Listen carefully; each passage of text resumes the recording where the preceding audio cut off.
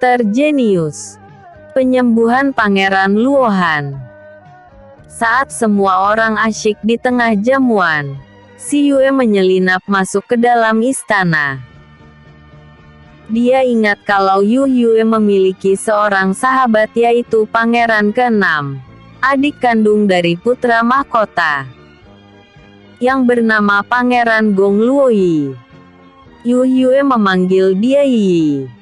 Dan ingatan dalam pikiran Yu Yue kalau Luoyi sering sakit. Ada kelainan di tubuhnya. Karena itu, dia tidak bisa berkultivasi juga seperti dia di masa lalu. Mereka bisa akrab karena Luoyi baik hatinya dan memiliki kisah hidup yang hampir sama. Terkenal sebagai sampah kerajaan. Bedanya Luoyi seorang pangeran. Dedang dia hanya rakyat biasa. Mereka bersahabat sejak kecil. Umur mereka yang hampir sama membuat mereka dekat. Saat ini umur Yu Yue hampir 16 tahun. Dan Luoyi pasti berumur lebih dari 17 tahun. Luoyi lebih tua 1 tahun daripada Yu Yue. Saat Yu Yue keluar dari ruang perjamuan, putra mahkota melihatnya. Dia segera ikut keluar dan mengikuti Yu Yue. Saat dia melihat Yu Yue berjalan masuk ke dalam istana, dia kaget. Mau kemana pria muda ini? Batin putra mahkota. Namun dia semakin kaget lagi saat dia melihat si Yue berjalan ke arah istana kecil milik sang adik Luoyi. Kenapa dia pergi ke istana Luoyi? Ucap putra mahkota heran. Dia kaget ketika dia melihat si Yue melompat ke dalam istana melalui tembok istana, tanpa setahu penjaga. Dan putra mahkota teringat seseorang saat melihat si Yue masuk ke dalam istana kecil itu. Dia tiba-tiba teringat pada Yu Yue yang sering datang ke istana kecil milik Pangeran Luo. Sebab sejak dulu Pangeran Luoyi tidak memiliki teman sama sekali. Dia hanya memiliki Yu Yue sebagai sahabatnya. Dengan cepat putra mahkota ikut melompat masuk ke dalam istana. Dan dia semakin heran saat si Yue terlihat sangat mengenali ruangan dari rumah sang adik. Tak berapa lama terlihat si Yue mengetuk pintu kamar Pangeran Luoyi. Apa dia tahu kalau itu kamar Luoyi? Batin Pangeran Wei. Putra mahkota segera menyelinap di balik pilar ruangan yang tidak terlalu jauh dari ruang yang diketuk si Yue. Saat itu si Yue merasakan kehadiran seseorang. Namun saat dia menengok ke arah tempat putra mahkota dia tidak melihat siapapun. Dia kembali mengetuk pintu. Tok, tok, tok. Fu. Untuk aku cepat pindah. Batin putra mahkota. Dan tak berapa lama, putra mahkota melihat sang adik membuka pintu kamarnya dengan wajah kesal. Kau siapa? Berani sekali kau masuk kemari. Ucap Pangeran Luoyi keras. Ih, apakah ini sambutanmu pada sahabat lamamu? Jawab si Yue sambil tersenyum senang melihat Pangeran Luoyi. Entah perasaan apa yang ada di dalam hati si Yue. Mungkinkah ini perasaan Yu Yue terhadap sahabat sejatinya? Kau siapa? Seru Luoyi kaget. Sebab tidak ada seorang pun yang memanggilnya Yi selain Yu Yue. Panggilan itu hanya dia dan Yu Yue yang mengucapkannya. Kau tidak mengenalku Yi? Ucap si Yue sambil melepas cincin yang ada di telunjuknya. Seketika seorang gadis yang teramat cantik berdiri di depan Yi. Gadis yang mirip dengan Yu Yue sang sahabat. Namun gadis kecantikan gadis ini lebih cantik dari Yu Yue. Putra mahkota yang melihat penampilan si Yue sampai ternganga tak berkedip. Kau Yu Yue. Seru Yi kaget. Ternyata kau masih mengenalku sahabatku. Lalu kenapa kau tak memelukku? Ucap si Yue menggoda. Seketika Pangeran Luoyi memeluk si Yue dan menangis. Yu Yue, kau masih hidup? Tanya Pangeran Luoyi di tengah tangisannya. Hei, kenapa kau menangis? Apakah kau tidak suka kedatanganku? Aku memang masih hidup Yi. Seru si Yue sambil tertawa. Tapi kenapa mereka mengatakan kau sudah meninggal dunia? Tanya Luoyi kembali. Kau mendengar aku mati? Kata si Yue sambil tertawa. Iya. Aku mendengar kau sudah tiada. Ucap Pangeran Luohan sambil masih menangis. Aku masih hidup. Ceritanya panjang. Lepaskan aku dulu. Akan kuceritakan kenapa kakek mengatakan aku telah meninggal. Ucap si Yue sambil menarik Luoyi ke dalam kamarnya. Tanpa mereka sadari putra mahkota terlihat syok melihat kejadian itu. Sedangkan si Yue segera menutup pintu kamar saat dia dan Luoyi telah berada di dalamnya. Sekarang ceritakan padaku. Kenapa kakekmu mengatakan pada ayahanda kalau kau sudah meninggal? Dan kau tahu, gara-gara aku mendengar kabar itu, aku sampai sakit selama 2 minggu. Kata Luoyi dengan nada kesal. Dia duduk di atas pembaringan. Sedangkan si Yue duduk di sampingnya. Maaf. Semua itu ada sebabnya. Jawab si Yue. Cepat ceritakan padaku. Aku ingin mendengarnya. Kata Laoyi dengan tak sabar. Memang saat itu aku dalam keadaan koma. Melihat keadaanku dokter mengatakan kalau aku sudah tak mungkin hidup lama lagi. Dokter atau tabib yang dipanggil kakek sudah bilang kalau aku tinggal menunggu ajal menjemput. Namun ternyata dewa masih mengasihi hidupku. Dewa memberi kehidupan kembali padaku. Jawab si Yue bercerita. Apa? Kau terluka sampai koma? Kau terluka karena apa? Apakah karena si perampok yang ingin merampokmu? Kata Laoyi dengan marah. Bukan perampok. Tapi seseorang yang menginginkan kematianku karena dia tidak mencintaiku. Dan dia sudah memiliki kekasih. Jawab si Yue datar. Apa? Seseorang menginginkan kematianmu hanya karena dia tidak mencintaimu. Tunggu. Jangan kau katakan kalau dia putra mahkota. Kata Luoyi dengan nada marah. Mendengar tebakan yang dikatakan Luoyi, si Yue terdiam. Dia berdiri dan berjalan ke arah jendela kamar Pangeran Luoyi.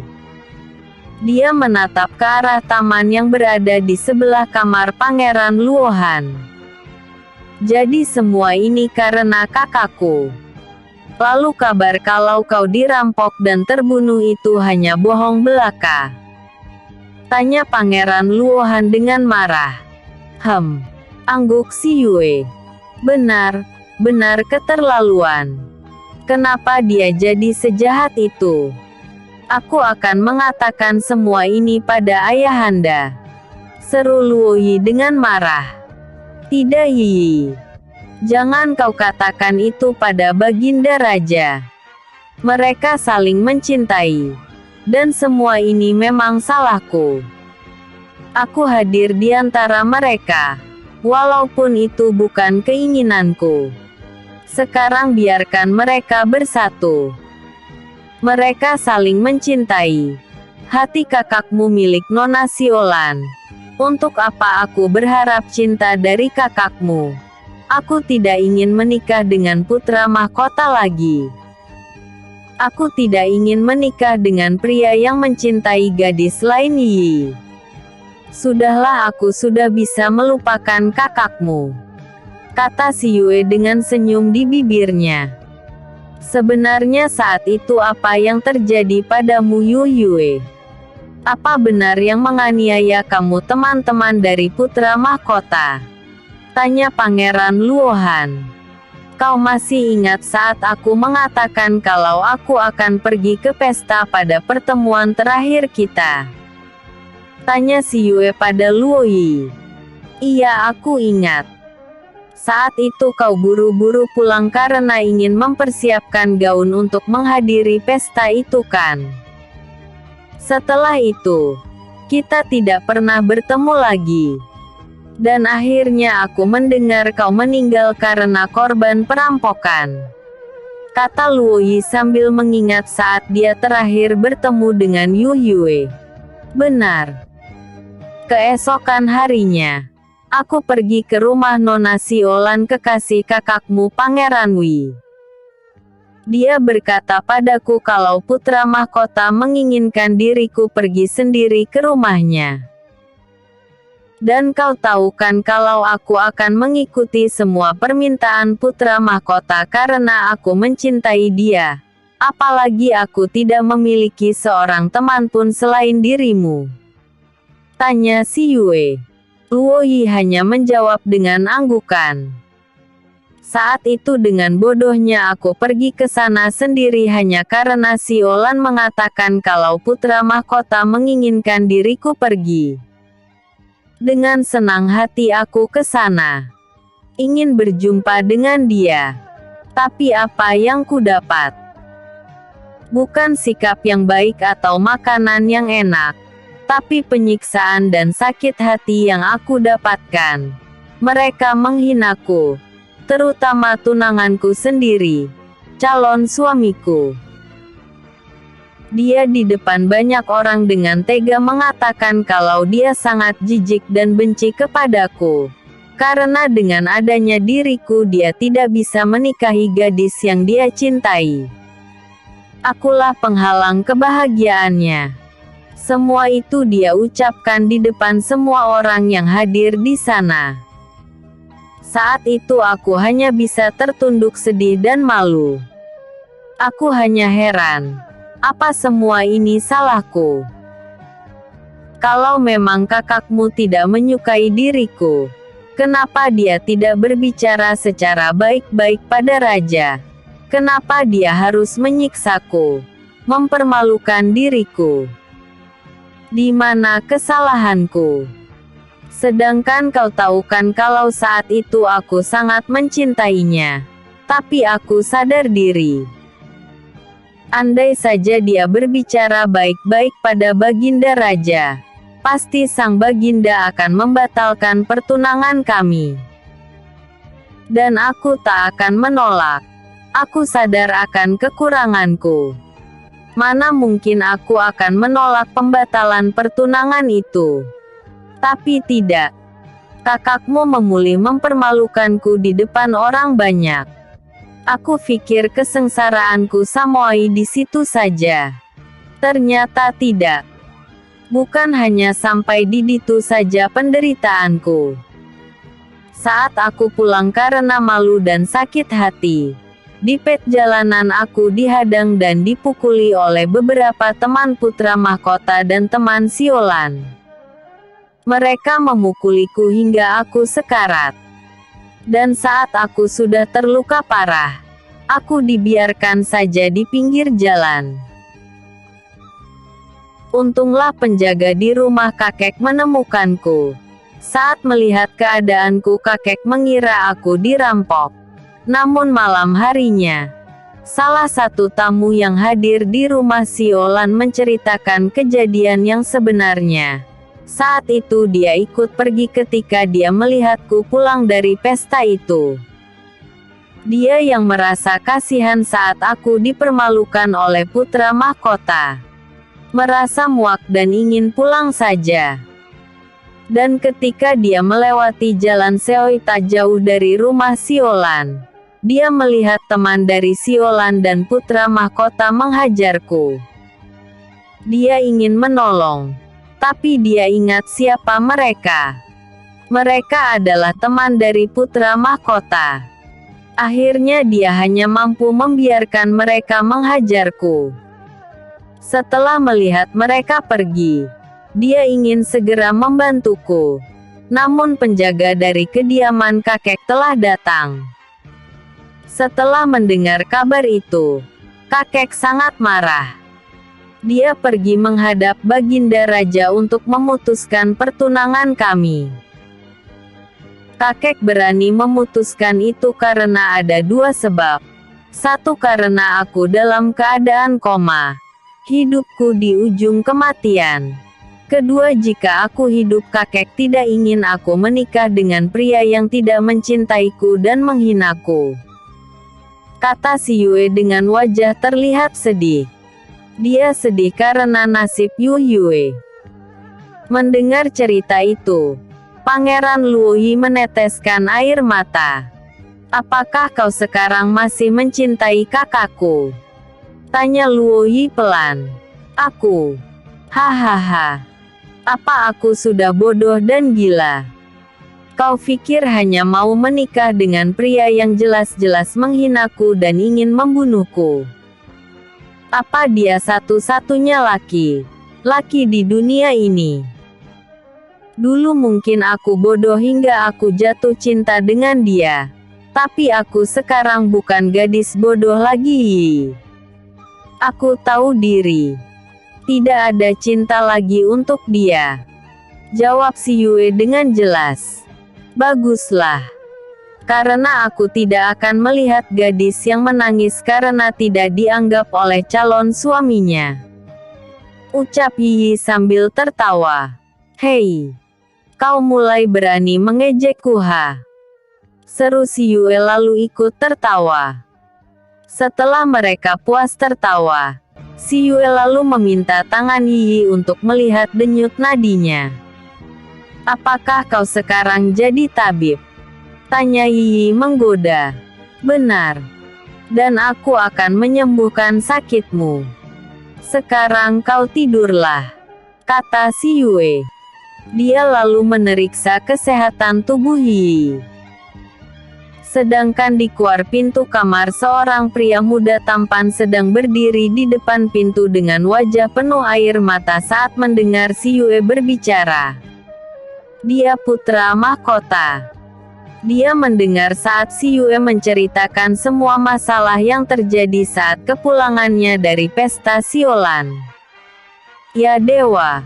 Apakah aku sekejam itu? Apakah aku sampai segila itu? Bagaimana aku bisa melakukan itu pada seorang gadis? Maafkan aku Yu Yue. Maafkan aku yang telah berlaku kejam padamu," ucapnya pelan. "Dan aku merasa tidak menyuruh orang untuk menghajar dia. Atau ini ada sesuatu yang tidak aku ketahui?" kata sang putra mahkota dalam hati. Dia masih mendengar semua percakapan si Yue dan Pangeran Luoyi yang ada di dalam kamar. Sampai akhirnya dia mendengar perkataan si Yue kalau dia akan melihat kesehatan Pangeran Luoyi. Sebenarnya saat putra mahkota membuntuti si Yue dan melihat si Yue masuk ke dalam istana Pangeran Luoyi, dia sudah merasakan heran dan curiga. Karena ketika si Yue dengan begitu fasih dan tahu tepat dan kamar Pangeran Luoyi, dia berpikir, sejak kapan si Yue yang baru mereka kenal akrab dengan sang adik bungsu dari satu ibu yaitu permaisuri atau ratu. Dia semakin penasaran saat si Yue mulai mengetuk pintu. Dan terlihat sang adik membuka pintu dengan wajah kaget. Tak lama terlihat kemarahan di wajah Pangeran Luoyi saat membuka pintu kamar. Namun betapa terkejutnya putra mahkota saat pria tampan itu tiba-tiba berubah menjadi gadis yang teramat cantik. Kecantikan yang tak dapat tertandingi oleh siapapun. Tidak ada satu gadis pun yang kecantikan setara dengan dia. Apalagi sang kekasih siolan. Dan dia lebih kaget lagi saat menatap wajahnya. Gadis itu berwajah Yu Yue. Tanpa sadar dia tak dapat menutup mulutnya. Ya dewa, benarkah gadis itu Yu Yue si sampah? Ucapnya pelan saat sang adik menyebut Yu Yue dan memeluk gadis cantik itu. Tiba-tiba saja dia merasakan kecemburuan dalam hatinya. Tak lama terlihat keduanya masuk ke dalam kamar. Entah mengapa tiba-tiba dia ingin mendengar percakapan mereka. Dengan perlahan dia berjalan ke arah pintu kamar dan mendengarkan percakapan mereka. Dan saat itulah dia mendengarkan semua kejadian yang menimpa si Yue di saat pulang dari pesta siolan. Setelah Yu Yue dia permalukan di pesta ulang tahun siolan. Namun betapa kagetnya saat dia mendengar kalau si Yue terluka parah dan di ujung maut atau hampir mati karena perbuatan dari teman-temanmu. Dia tidak menyuruh mereka untuk menghajar Yu Yue. Tapi Yu Yue mengatakan semua itu karena teman-temannya. Dia masih ingat. Saat itu Yu Yue keluar dari rumah siolan dalam keadaan sehat. Memang saat itu dia membiarkan teman-temannya menghina dan mempermalukan Yu Yue. Saat itu doa memang terlalu kejam. Namun dia tidak terluka sampai akan merenggut nyawanya. Dan keesokan harinya, dia memang mendengar kalau si Yue meninggal karena diserang perampok. Lalu kenapa Yu Yue sekarang mengatakan kalau teman-teman dia dan siolan yang menyebabkan si Yue terluka? Apa ini? Sebenarnya apa yang terjadi? Apakah ada sesuatu di balik kejadian di pesta ulang tahun siolan? Atau tidak mungkin. Lebih baik aku menyelidiki kejadian yang sebenarnya. Seru hati putra mahkota dengan penasaran. Sebenarnya saat mendengar si Yue menceritakan kejadian itu, dia ingin masuk ke dalam. Namun agar si Yue menceritakan segalanya, dia berusaha menahan keinginannya. Setelah mendengar semuanya, dengan perasaan marah dan kesal dia segera keluar dari istana kecil milik Pangeran Luoyi. Ketika sampai di luar pintu istana sang adik, dua penjaga rumah Pangeran Luoyi terlihat sangat terkejut saat mereka melihat putra mahkota. Mereka kaget karena secara tiba-tiba putra mahkota keluar dari istana Pangeran Luoyi. Salam putra mahkota, ucap mereka serempak. Jawab putra mahkota sambil melangkah pergi dengan wajah sedih. Mereka berdua hanya bisa menatap putra mahkota yang berjalan pergi dengan tatapan heran dan tak mengerti. Mereka pun hanya bisa kembali ke tempat mereka berjaga. Sedangkan si Yue sendiri segera memeriksa tubuh Pangeran Luoyi. Kau percaya padaku kan? Tanya si Yue sambil masih melihat denyut nadi Luoyi. Iya. Memangnya kenapa? Tanya Luoyi heran. Jika aku berkata akan menyembuhkan dirimu, kau percaya tidak? Tanya si Yue. Apa? Kau mau mengobatiku?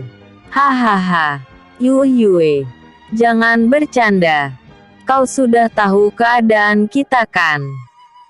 Sudah banyak tabib dan dokter yang mengobatiku. Tapi semuanya sia-sia. Ucap Pangeran Luoyi dengan wajah sedih dan putus asa. Apakah kau tak ingin sepertiku bisa berkultivasi? Tanya si Yue. Apa? Kau bisa berkultivasi? Kau jangan bercanda Yu Yue. Seru Pangeran Luoyi dengan wajah tak percaya. Kau tidak percaya? Lihat. Si Yue lalu menunjukkan api nirwana yang keluar dari telapak tangannya. Yu Yue. Serunya kaget. Kau benar-benar bisa berkultivasi. Ucapnya heran. Angguk si Yue. Kau tidak ingin sepertiku. Lanjut si Yue lagi. Tentu saja aku mau Yue. Seru pangeran tampan itu bahagia. Kalau begitu kau mau percaya padaku? Tanya si Yue. Tentu saja aku akan percaya padamu Yue. Jawab pangeran Luoyi lagi. Oh ya, perkenalkan dulu sahabatku sekaligus makhluk kontrakku. Ucap si Yue pada Luoyi. Dia mengeluarkan Xiao Tu dan Tiger dari ruang dunia teratainya. Saat melihat kucing dan kelinci imut ada di bahu kanan kiri si Yue, terlihat mata pangeran Luoyi berbinar. Yue, lucu sekali. Boleh aku memegangnya? Ucapnya memohon. Jangan sekarang. Aku tidak bisa lama di sini. Sekarang aku harus mengobatimu dulu, kata si Yue sambil mengeluarkan jarum peraknya. Melihat jarum perak di tangan si Yue, pangeran Luoyi ketakutan. Yue, kau mau apa? Sarunya ketakutan. Bukankah kau percaya padaku dan kau mau sembuh? Tanya si Yue. Iya. Aku percaya padamu. Tapi jarum itu, ucapnya ketakutan. Jangan takut. Aku tidak akan menyakitimu. Sekarang buka bajumu. Perintah si Yue. Apa? Buka baju. Ucapnya kaget. Iya, buka baju. Ulang si Yue. Tidak. Kau itu perempuan Yue. Ucap pangeran Luoyi malu. Aku ini seorang dokter atau tabib. Jadi melihat tubuh pasien sudah biasa, kata si Yue gemas. Tapi Yue, jawabnya enggan. Kau mau buka atau aku tinggal? Ancam si Yue. Baik, aku akan buka baju. Ucapnya ketakutan. Dia takut Yue marah dan meninggalkannya. Dia lalu membuka baju dengan wajah malu. Semua? Tanya pangeran kembali. Semua. Tinggalkan asteris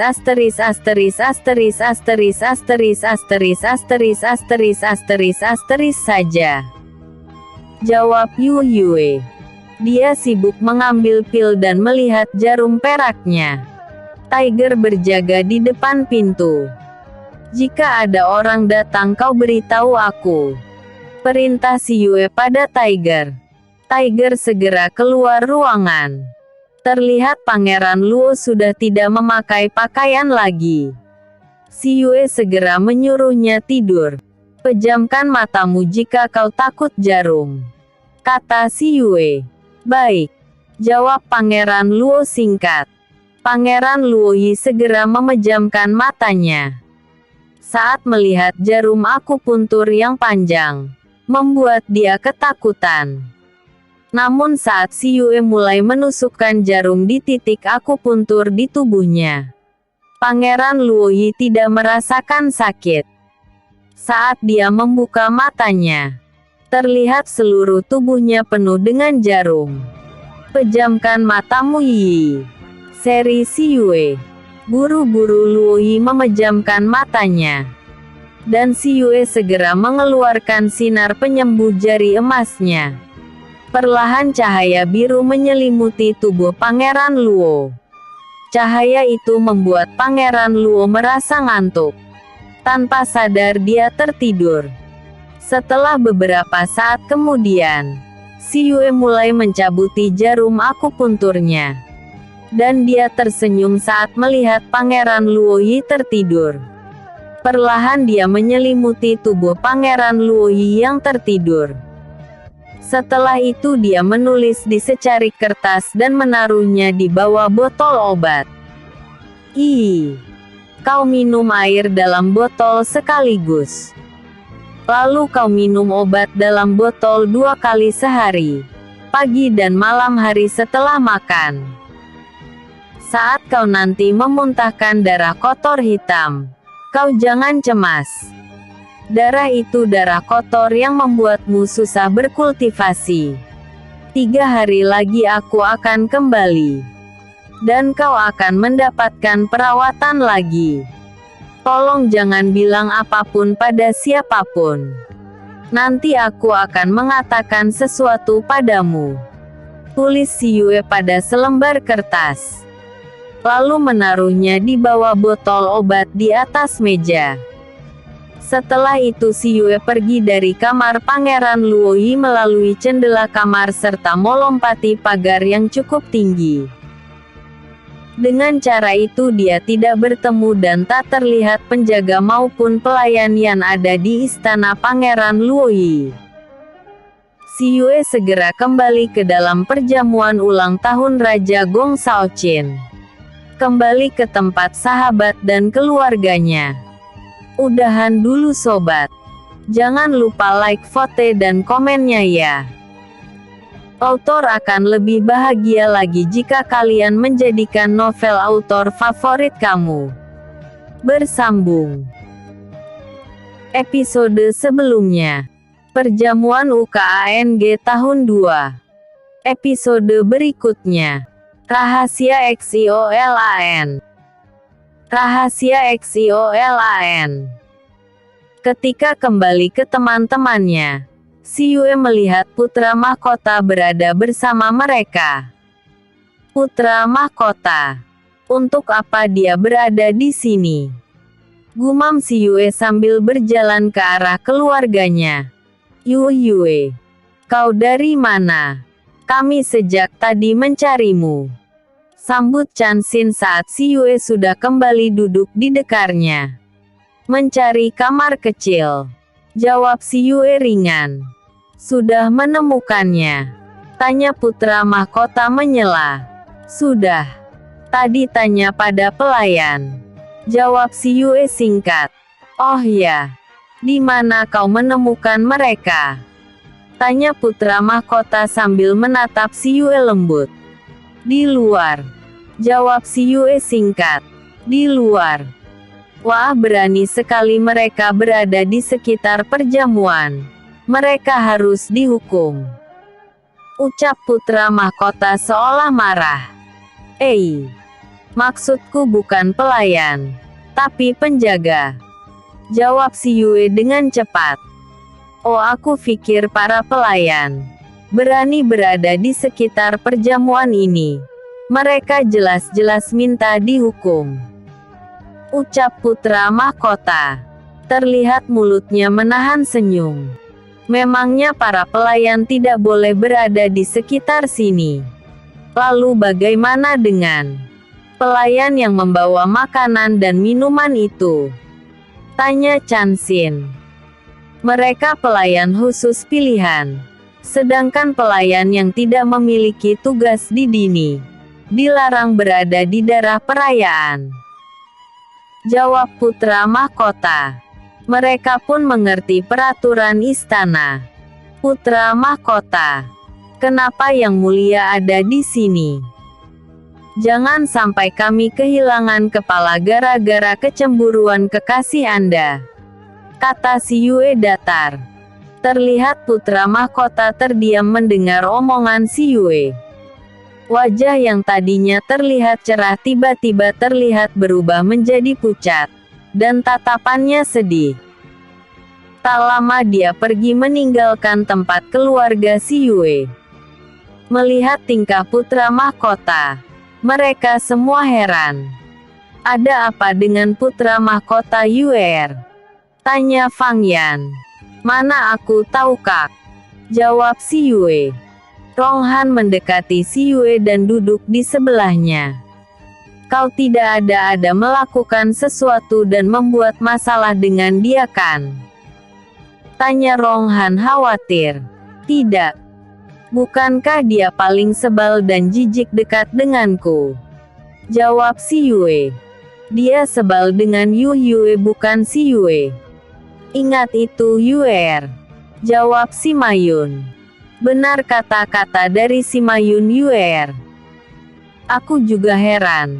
Kenapa tiba-tiba dia tadi mendekati kita dan mengajak kita berbicara? Sedangkan dulu dia akan selalu memperlihatkan wajah bermusuhan. Seolah-olah kita pernah menyakitinya. Ucap Ronghan sambil mengusap kepala si Yue. Sayang. Aku setuju dengan ucapan kedua kakmu Yuer. Tapi jangan cemas. Kami akan selalu mendukungmu. Ingat, kami akan selalu berada di belakangmu apapun yang terjadi sayang. Kata Fang Yan yang sejak tadi menjadi teman berbicara putra mahkota. Melihat sikap Ronghan padanya dan perhatian si Mayun dan Fang Yan membuat si Yue merasakan kehangatan mengalir dalam hatinya. Dia yang dulu tidak pernah mendapatkan kasih sayang dari keluarga, kini mendapatkan limpahan kasih sayang dari kakek dan ketiga kakaknya yang baru. Maafkan aku Yu Yue. Aku telah merebut kasih sayang mereka padamu. Tapi jangan khawatir. Aku akan menjaga mereka dengan sekuat tenagaku. Ucap si Yue dalam hati. Baik Kak. Si Yue akan berusaha hati-hati dalam bertindak. Apalagi soal putra mahkota. Aku tak akan pernah lupa perlakuannya padaku. Jawab Yu Yue. Bagus. Kau memang Yu Yue kami yang terbaik. Ternyata Yu Yue kami sudah dewasa dan cerdas. Ucap Ronghan sambil tersenyum bahagia. Dia kembali mengusap kepala si Yue sebelum kembali ke tempatnya semula. Tanpa mereka sadari, sepasang mata dari putra mahkota menatap interaksi Ronghan pada si Yue dengan tatapan iri dan cemburu. Kini penyesalan melanda hatinya. Terbayang semua perbuatannya pada si Yue yang sangat menyakiti hati gadis cantik itu. Kau memang bodoh putra mahkota. Kau membuang bunga yang begitu indah hanya untuk mempertahankan bunga layu yang berhati jahat di dalam kehidupanmu. Kini kau dapat merasakan penyesalan ini di dalam kehidupanmu. Mana mungkin kau akan bisa merebut cinta gadis cantik itu yang telah begitu kau sakiti dan kini pastinya dia membencimu. Ucap dalam hati putra mahkota.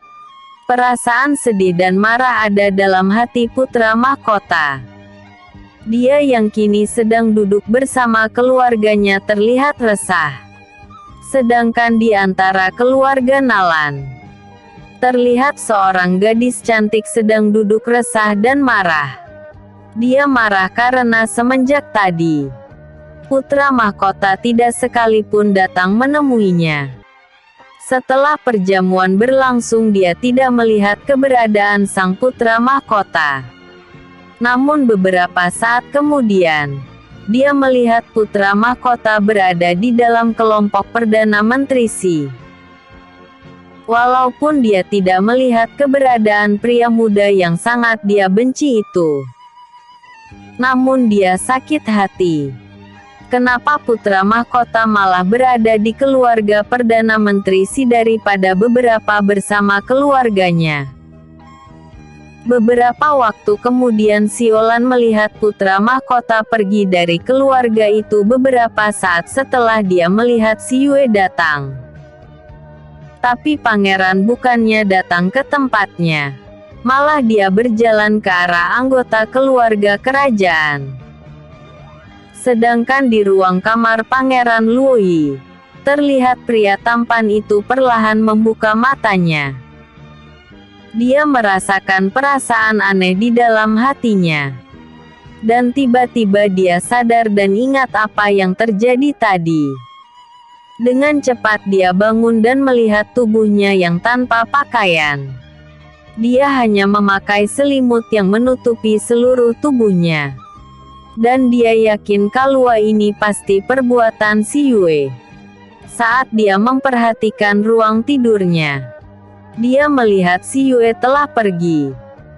Dan saat melihat nakas yang ada di sebelah tempat tidurnya, Dia menemukan kertas kecil yang berada di bawah salah satu botol giok. Ada 2 botol giok di atas nakas. Dengan cepat Pangeran Luoyi mengambil kertas itu. Setelah membaca surat itu, dia segera mengambil salah satu botol giok yang tadi berada di atas kertas. Saat dia melihat isinya, dia melihat kalau botol itu berisi air jernih dan tercium bau harum menyegarkan dari dalam botol. Pangeran segera meminumnya sampai habis. Setelah menaruh botol bekas air, dia mengambil botol satunya. Dan ternyata isi botol itu beberapa pil berwarna hijau. Dia ingin mengambil satu. Namun sebelum niatnya terlaksana, tiba-tiba dia ingin muntah. Dia segera memuntahkan darah hitam dan bau di batas lantai. Melihat itu dia panik. Namun saat ingat pesan si Yue, Pangeran Luoyi terdiam dan tenang. Pangeran Luoyi memuntahkan darah hitam berkali-kali. Setelah beberapa saat barulah berhenti. Setelah lama tak muntah lagi, dia mengambil bajunya dan memanggil pelayan setianya. Seorang pria muda masuk ke dalam kamar Pangeran Luoyi. Dia pelayan setia Pangeran Luoyi. Saat dia melihat begitu banyak darah di lantai, dia kaget bukan main. "Pangeran!" serunya sambil berlari mendekat. "Jangan berteriak, Kei.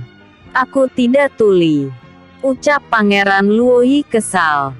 "Maaf tuanku. Hamba hanya kaget saat melihat darah begitu banyak," jawab Kei dengan wajah cemas.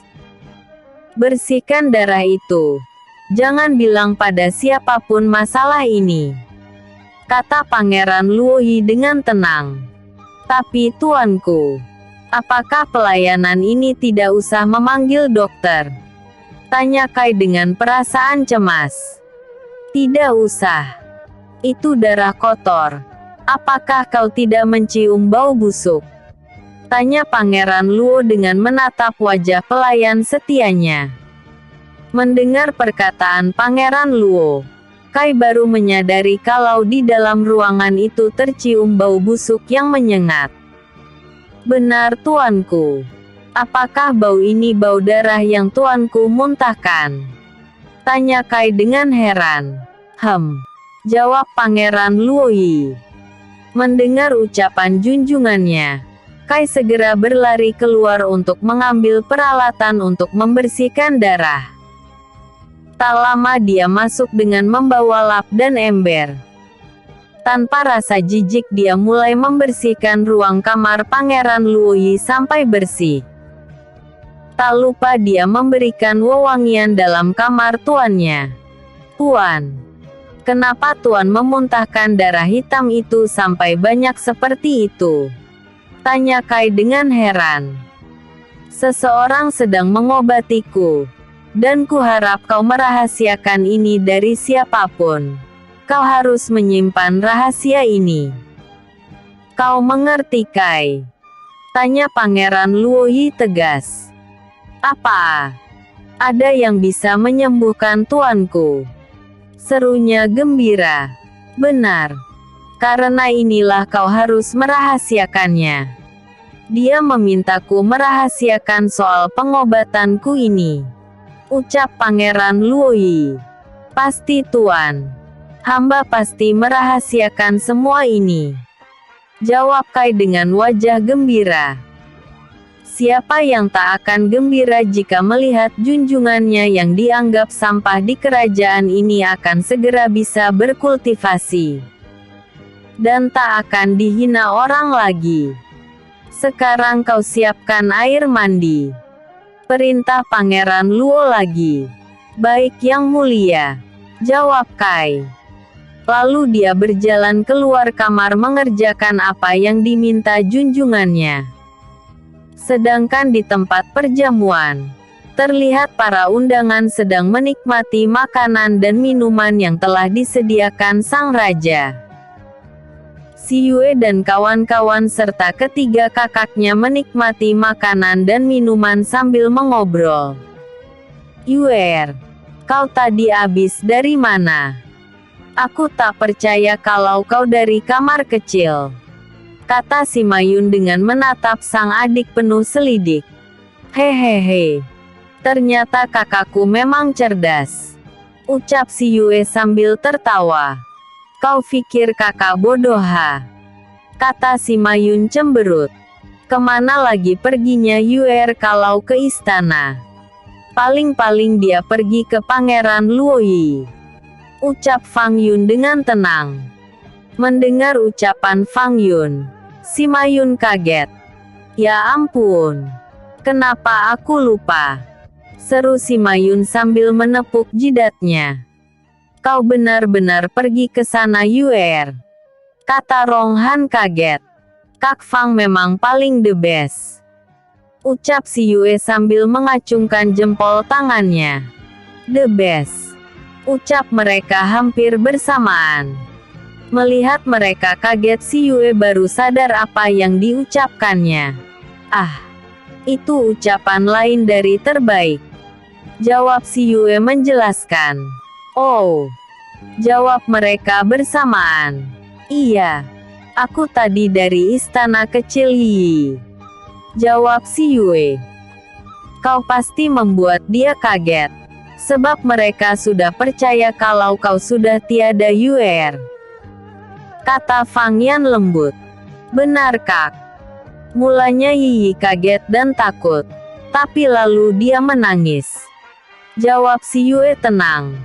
"Dasar Pangeran Yi," ucap si Mayun. "Dia terlalu sayang pada Yu Yue Yeuner," kata Fang Yan merespon ucapan si Mayun. "Aku tahu Kak," jawab si Mayun. "Siapa Pangeran Luoyi?" tanya Chan Xin heran mendengar percakapan mereka. "Dia sahabat Yu Yue sejak kecil. Dan dia juga seperti Yu Yue tidak bisa berkultivasi. Karena itu mereka menjadi sahabat sejak kecil. Dan dia adik kandung putra mahkota," jawab si Mayun. "Oh, jadi Yu Yue punya sahabat. Dan dia juga sampah kerajaan seperti Yu Yue," ucap Chan Xin tanpa sadar. "Chan Xin, pelankan suaramu. Kau ingat siapa yang kau bicarakan dan kita di mana?" tegur Ning Si pelan. "Ah, aku lupa," ucap Chan Xin ketakutan. "Kau ini. Bagaimana jika mereka mendengar ucapanmu?" bidik Ning Si kembali. "Iya, maaf aku lupa," jawab Chan Xin pelan. Mereka melanjutkan pembicaraan mereka. Sedangkan Siolan semakin kesal, karena putra mahkota tidak sekalipun datang menemui dia atau keluarganya. Putra mahkota malah bercengkrama dengan keluarga istana. Tidak biasanya putra mahkota seperti itu. Biasanya jika bertemu dengan dirinya, putra mahkota akan selalu menemuinya. "Laner, mengapa putra mahkota tidak datang kemari? Apakah kau mempunyai masalah dengan dia?" tanya sang paman Nalan Hui. "Tidak paman. Entahlah. Lan tidak merasa mempunyai masalah dengan beliau," jawab Siolan dengan wajah sedih. Memang semenjak kejadian dia dikeluarkan dari sekolah, tidak sekalipun putra mahkota datang mengunjunginya. Dan saat dia ingin bertemu di istananya, petugas jaga akan mengatakan kalau dia ada di perguruan. "Mungkin tanpa sengaja kau pernah membuat beliau marah Laner," ucap sang paman. "Mungkin juga paman. Biar nanti aku akan bertanya padanya," jawab Siolan. Tuan Nalan Hui segera meninggalkan Siolan setelah mengusap lengan Siolan berusaha menghiburnya. "Kak, kenapa kau sendirian di sini?" Tanya Milan, saudara sepupu Siolan, putri dari Nalan Hui. Iya Mier. Kakak lagi malas. Jawab Siolan. Lo kenapa putra mahkota tidak kemari? Tanya Milan heran. Mungkin beliau sibuk. Lihatlah di sana. Dia sedang bersama para keluarga kerajaan. Jawab Siolan. Benar juga. Kenapa kita tidak ke sana saja? Kata Milan memberi usulan. Tidak enak dengan keluarga kerajaan Mier. Jawab Siolan. Kakak, semua itu tidak menjadi masalah. Bukankah kau kekasih putra mahkota dan sudah banyak yang tahu tentang itu? Seluruh kota kerajaan ini sudah tahu kalau kau calon permaisuri masa depan kerajaan ini. Ucap Milan dengan bangga. Mier, jaga ucapanmu. Nanti didengar orang lain. Ucap Siolan pelan. Lo emang kenyataan seperti itu kak? Kenapa wajahmu merah? Hahaha. Kau salah tingkah kak. Goda Milan sambil tertawa. Dia lalu menyeret Siolan untuk datang ke tempat putra mahkota yang sedang berbincang dengan keluarga kerajaan. Ketika sampai di sana, terlihat keluarga istana memandang kedua gadis yang mendatangi mereka. Mereka heran kenapa ada wanita yang berani mendekati keluarga kerajaan yang sedang berkumpul. Namun saat mereka melihat wajah Siolan, pangeran kedua Gongsang berkata, "Kak, gadismu mendatangimu. Apakah kau tidak memberitahu padanya? Kalau kita sedang berkumpul tidak boleh orang lain mendatangimu. Bukankah Putri Yu Yue dulu tidak pernah berani berkumpul bersama kita walaupun dia sudah menjadi tunanganmu?" Ucap Pangeran Sang. Pangeran Gongsang tahu tabiat putri dari keluarga Nalan ini. Dia memang terlihat baik dan lembut. Namun sebenarnya tabiatnya congkak, sombong dan kejam. Dia sudah tahu semuanya. Juga tentang kematian Yu Yue. Dan juga usaha Siolan yang ingin membunuh Yu Yue dan dikeluarkan dari perguruan. Sebab dia juga belajar di perguruan itu. Dan dia juga berteman dengan Ronghan. Sebenarnya dia sangat menyesalkan perbuatan dan tindakan sang kakak. Namun dia tidak berani menegur atau memperingatkan putra mahkota. Sebab dia merasa hanya sebagai putra selir. Pangeran Gongsang memang putra pertama dari selir Rui. Dan putra kedua dari Raja Gong Shaoqin. Pangeran Gongsang adalah pria gagah, tampan dan berhati jujur serta baik hati. Mendengar ucapan dari Pangeran Sang, putra mahkota menatap sang adik dengan tatapan tajam, lalu menatap Siolan. Saat itu Siolan sedang memberi salam pada para selir dan menyapa para putri yang menatapnya dengan pandangan tak suka. Salam para ibu selir. Salam kakak semua. Ucapnya dengan merendahkan badan sedikit dan menunduk pelan. Begitu juga dengan Milan. Siapa kalian ini? Apakah ada kepentingan pada salah satu dari kami? Kenapa tidak menunggu setelah acara telah selesai? Tanya selir Rui yang terkenal disiplin. Mendengar ucapan dari selir Rui, ibu dari Pangeran Sang, terlihat kedua gadis itu kaget. Mereka tertunduk takut. Dengan gemetar Siolan berkata, "Maaf yang mulia selir. Hamba hanya mau bertemu dengan putra mahkota." Jawab Siolan. Apakah kepentingannya sangat mendesak, hingga kau tidak menunggu sampai acara selesai? Tanya selir Rui tajam. Siolan sangat ketakutan mendengar perkataan selir Rui. Dia tidak mampu menjawab pertanyaan selir Rui. Ibu selir, biarkan aku menemui mereka, kata putra mahkota yang tidak ingin memperpanjang masalah. Merasa tertolong oleh putra mahkota, Siolan menatap putra mahkota dengan wajah bahagia. Namun saat dia menatap putra mahkota, dia melihat wajah putra mahkota marah. Silahkan selesaikan urusan kalian, dan coba kau beritahu tata cara kerajaan pada gadis itu yang mulia, ucap selir Rui dengan tajam. Wi mengerti ibu, jawab putra mahkota. Lalu dia segera pergi. Siolan dan Milan segera mengikuti putra mahkota setelah memberi hormat pada semua keluarga kerajaan. Putra mahkota membawa kedua gadis itu keluar dari ruang perjamuan. Setelah melihat Siolan bersama putra mahkota, Milan segera menjauh dari kedua orang itu. Apalagi melihat wajah putra mahkota yang terlihat marah. Kak, sepertinya aku dipanggil ayah. Aku pergi dulu kak, bisik Milan. Tanpa mendengar jawaban Siolan, Milan segera meninggalkan Siolan yang sedang berjalan mengikuti putra mahkota. Siolan hanya mendengus kesal melihat adik sepupunya pergi meninggalkan dirinya.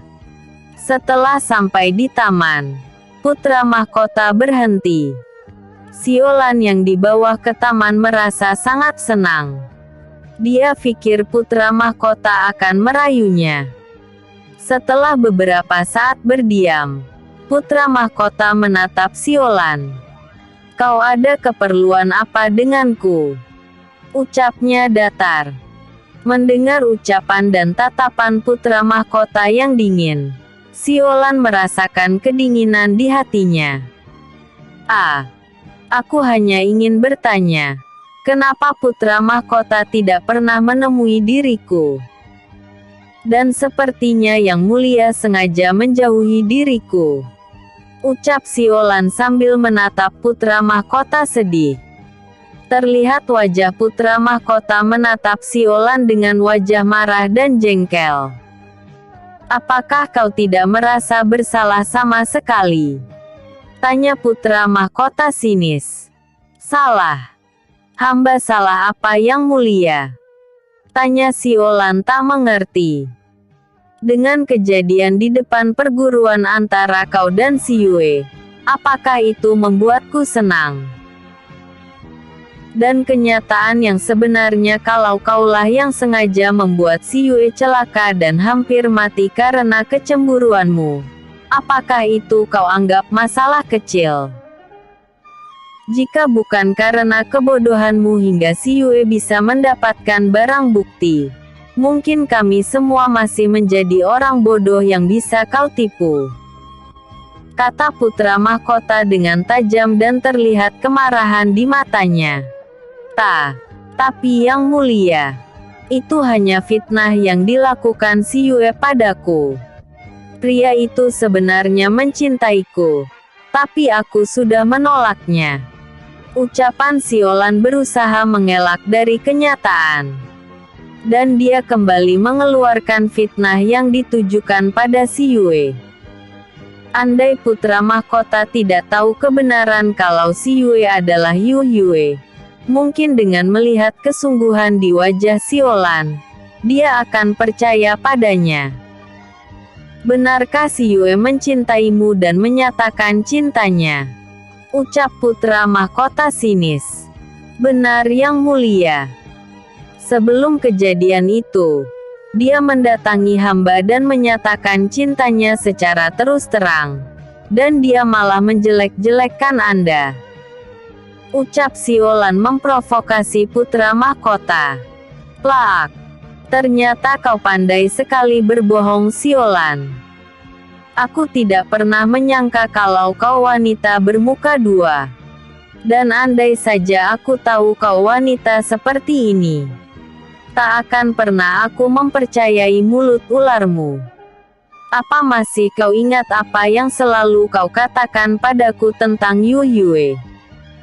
Kau mengatakan kalau Yu Yue adalah seorang gadis munafik. Dia terlihat bodoh dan takut pada pria. Namun sebenarnya dia gadis licik dan liar. Sudah banyak laki-laki yang menjadi teman tidurnya.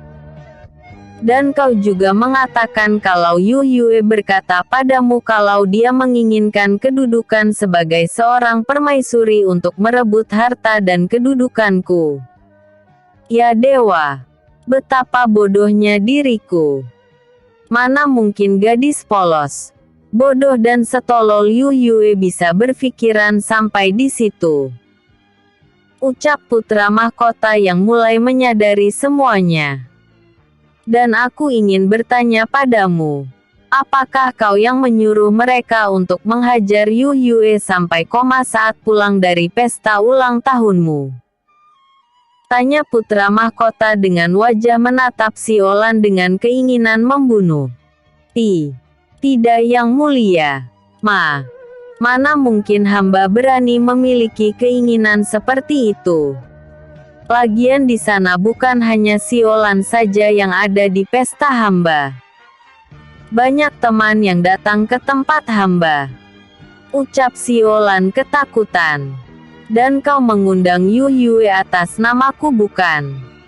Kau mengatakan aku yang menginginkan dia datang ke sana. Ucap putra mahkota dengan wajah marah. Dan kau juga menyuruh sebagian temanmu untuk membuntuti Yu Yue saat pulang. Lalu kalian hajar dia hingga sampai jatuh koma. Dan dengan teganya saat melihat Yu Yue sekarat kalian membiarkan dia berada di pinggir jalan. Seru putra mahkota marah. Ya ampun. Dari mana putra mahkota mengetahui semua ini? Siapa yang memberitahukannya? Batin si Yue. Tidak yang mulia. Mana mungkin hamba melakukan itu? Kalau Anda tidak percaya, Anda bisa menanyakan ini pada semua teman Siolan. Jawabnya ketakutan. Baik, akan kita lihat kebenaran yang sesungguhnya. Dan ingat, jangan lagi kau berani mendekatiku saat aku sedang berkumpul dengan keluarga. Kau bukan tunanganku, kata putra mahkota dingin. Dia berani melakukan itu karena pengawal tersembunyi putra mahkota telah disuruh untuk menyelidiki apa yang terjadi sebenarnya. Dan pengawalnya telah menangkap semua teman si Yue yang keluar saat Yu Yue pulang dari pesta ulang tahun Siolan. Setelah mengucapkan kalimat itu, putra mahkota segera kembali ke dalam ruang perjamuan dengan wajah marah dan meninggalkan Siolan sendiri. Siolan sendiri yang ditinggal oleh putra mahkota merasakan ketakutan yang teramat sangat.